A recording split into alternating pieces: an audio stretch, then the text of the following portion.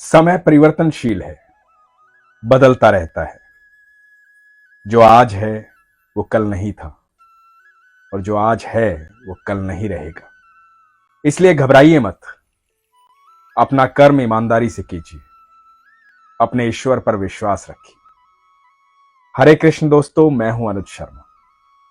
आज जो अनुभव आपको बताने जा रहा हूं यह है अमेरिका की रहने वाली निशा अग्रवाल जी का।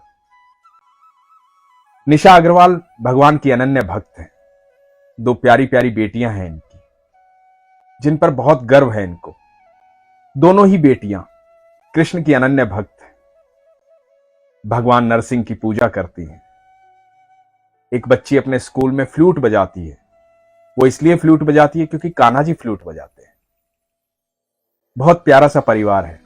निशा बताती हैं कि यह घटना न्यू जर्सी की है। जन्माष्टमी का दिन था। निशा की छुट्टी थी। आमतौर पे छुट्टी मिलती नहीं है। त्योहार का दिन था, भगवान का दिन था। उस दिन छुट्टी मिली। वो बताती है कि वो इतनी व्यस्त रहती है कि उनको बाल बनाने का समय भी नहीं मिलता। जो छोटे वाली बच्ची है ज्यादा छोटी थी। त्योहार का दिन था, उत्सव मनाना था, भगवान का जन्मदिन मनाना था, तो भगवान के लिए पंजीरी बनानी थी। तो जल्दी से घर के काम किए। छुट्टी वाले दिन बहुत सारे काम होते हैं। जो पूरे हफ्ते के जो काम होते हैं वो छुट्टी वाले दिन पूरे होते हैं। निशा घर के सारे काम करके घर से बाहर निकली राशन लेने के लिए, क्योंकि भगवान के लिए पंजीरी बनानी थी। निशा जब दरवाजा बंद कर रही थी तो निशा के कान से एक इयररिंग जो है नीचे गिर गया। इनको आभास हुआ कि इयररिंग जो है वो कान से गिर गया है। वो पहले से थोड़ा लूज था। अब नीचे देखा, लकड़ी की सीढ़ियां थी। लकड़ी की सीढ़ियों के नीचे बहुत सारे पत्ते थे। अब निशा ने सोचा कि अब मैं इयररिंग ढूंढूंगी तो काफी समय चला जाएगा, और समय है नहीं, समय की कमी है। जल्दी से राशन लेके आना है, भगवान के लिए पंजीरी बनानी है। दूसरा इयररिंग उन्होंने अपने कान से निकाला और अपने पर्स में रख लिया, और भगवान कृष्ण को यह बोला, हे प्रभु, ये मिले तो तेरा, खोए तो तेरा। ये कह के निश्चिंत होकर के चल दी राशन लेने। बड़ी अद्भुत बात है ये, जब आप हर चीज भगवान के भरोसे छोड़ देते हैं। निशा बताती हैं कि राशन लेके आई, घर पे आई, पंजीरी बनाई भगवान के लिए। भगवान का प्रसाद तैयार हुआ। दोनों बेटियों ने भगवान की भक्ति की, पूजा की, भजन गाए, उत्सव मनाया गया। भगवान का जन्मोत्सव मनाया गया। जन्माष्टमी का दिन था, बहुत खुश थे सब। जन्मदिन मनाया गया भगवान का। बात आई गई हुई। जिंदगी में इतनी व्यस्तता है कि भूल ही गई कि एक इयररिंग जो है वो घर के बाहर गिर गया था। सोने का था, महंगा था, लेकिन भूल गई। जिंदगी में और बहुत सारे काम थे। जब छोटे छोटे बच्चे होते हैं उनके बहुत सारे काम होते हैं, खुद का ऑफिस होता है। एक महिला की जिम्मेदारी बहुत सारी होती है। उनमें इतनी उलझ जाती है कि उसको अपना ख्याल रहता ही नहीं है कि क्या अच्छा है, क्या बुरा है। वो पहले ही कह रही थी कि मुझे इतना समय भी नहीं मिलता है कि मैं अपने बाल भी बना पाऊं। तो इस व्यस्तता में वो भूल गई कि कान का इयररिंग जो है वो गुम हो गया था। कुछ महीने बीते। नवंबर का महीना आया, दिवाली का महीना। अब दिवाली आई तो घर की साफ सफाई करनी थी। घर की साफ सफाई करने लगे। निशा बताती है कि अलमीरा में मेरे 3-4 पर्स रखे थे।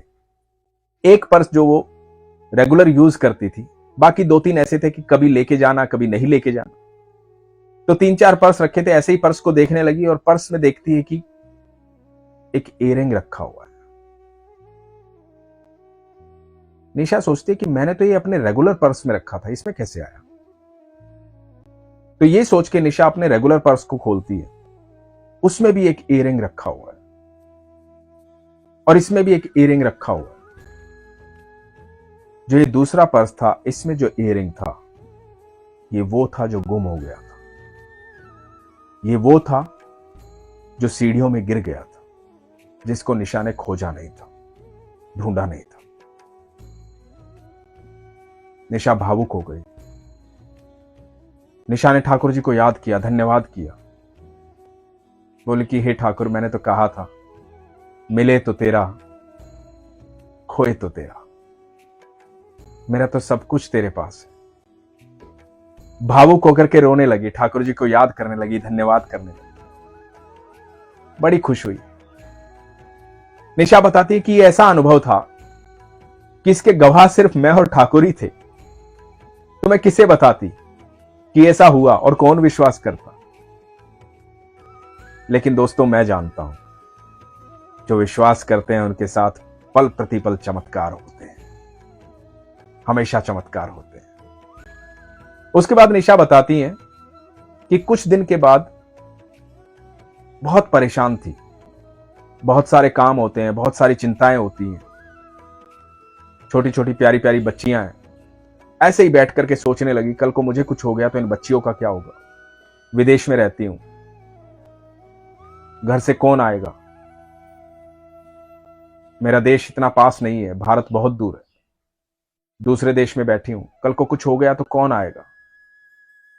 और पराये देश में कौन अपना होता है? इन्हीं बातों को सोच करके रो रही थी, परेशान हो रही थी। बार बार ठाकुर जी को कह रही थी कि हे ठाकुर जी, आप हमेशा मेरे परिवार का ख्याल रखना, मेरे बच्चों का ख्याल रखना, कल को मुझे कुछ हो जाए तो मेरे बच्चों का ख्याल रखना। थोड़ी तबीयत खराब थी निशा की। इतने में ये बताती हैं कि परेशानी की वजह से लगातार रो रही थी और चित्रलेखा जी की भागवत इनके सामने आई ऑनलाइन। इन्होंने चित्रलेखा जी की भागवत सुनना शुरू कर दिया।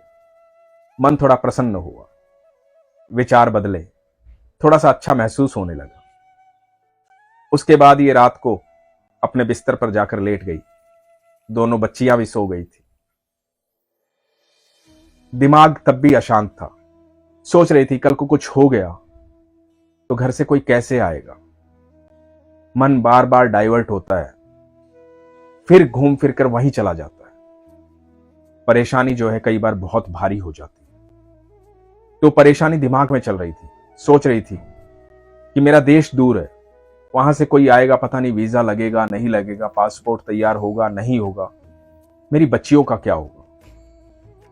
और फिर मन में ख्याल आया कि हर चीज तो ठाकुर पे छोड़ देती है, तो मेरा ठाकुर ही संभालेगा।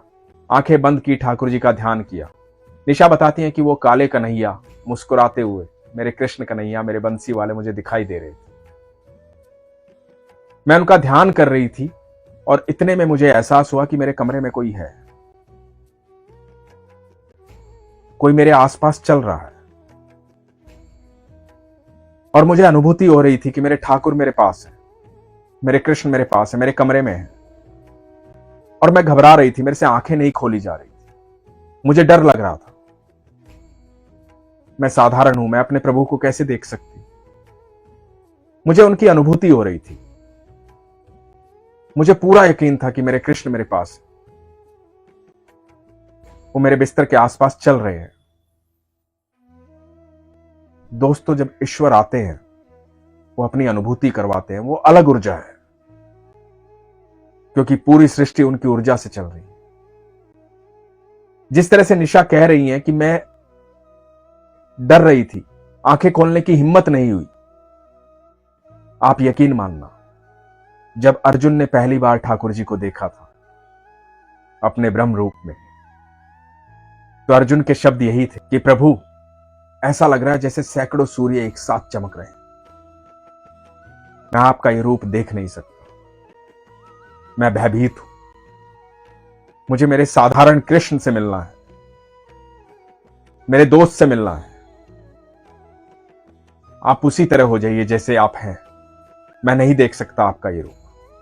तो ये सच है, वो तो अर्जुन थे, वो घबरा गए थे। यहां तो निशा है, साधारण है, मनुष्य है। तो निशा घबरा गई। निशा ने आंखें बंद करके भगवान से सिर्फ यही कहा कि प्रभु, जिस तरह से सूरदास ने आपको महसूस किया था, महाकवि सूरदास जी ने बिना नेत्रों के आपके दर्शन किए थे, मैं भी आपके दर्शन इसी तरह से पा रही हूं प्रभु। आपकी अनुभूति है मुझे, आपका एहसास है मुझे पता है आप मेरे पास हैं। और मुझे पता है मेरे ठाकुर, आपको ना किसी वीजा की जरूरत है, ना किसी पासपोर्ट की। आप हर जगह आ सकते हैं, क्योंकि आप कण कण में विद्यमान हैं। ऐसा विश्वास और ऐसा प्रेम जब होता है तो ठाकुर साक्षात आपसे मिलने आते हैं। ठाकुर आपके पास रहते हैं। निशा का यह प्रेम अद्भुत है।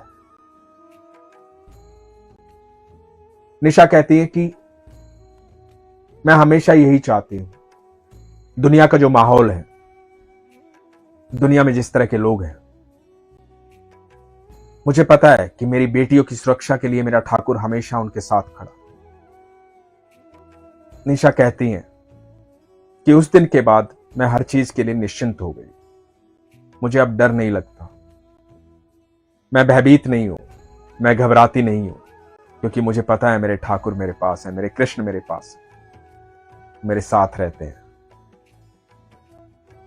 दोस्तों, एक वही है जो 7 समुंदर पार जा सकता है पल भर में। एक वही है जो कभी भी कहीं भी आ सकता है पल भर में। एक वही है जब कोई साथ नहीं होता तो वही साथ होता है। एक वही है, उसे जितना जल्दी अपना साथी बना लोगे, जितना जल्दी मान लोगे, जितना जल्दी विश्वास कर लोगे, जीवन उतना सुगम और सरल हो जाएगा। निशा ने मान लिया है कि ईश्वर उनके साथ है। मैं ईश्वर से प्रार्थना करता हूं कि ईश्वर, हे मेरे ठाकुर, हमेशा निशा की दोनों बच्चियों को खुश रखना, निशा को खुश रखना, उसके परिवार में हमेशा खुशियां देना, समृद्धि देना, ऐसी होनहार बच्चियां होना। हमारे देश से दूसरे देश में जाकर के वहां संस्कार बनाए रखना आसान काम नहीं है। निशा, आप जो कर रही हैं वो बहुत अच्छा कर रही हैं। ईश्वर आपके साथ हमेशा इसी तरह से बने रहेंगे, क्योंकि आपका विश्वास मजबूत है। मैं आप सबसे भी कहता हूं कि अपने विश्वास को मजबूत रखिए, अपना ख्याल रखिए। हरे कृष्ण।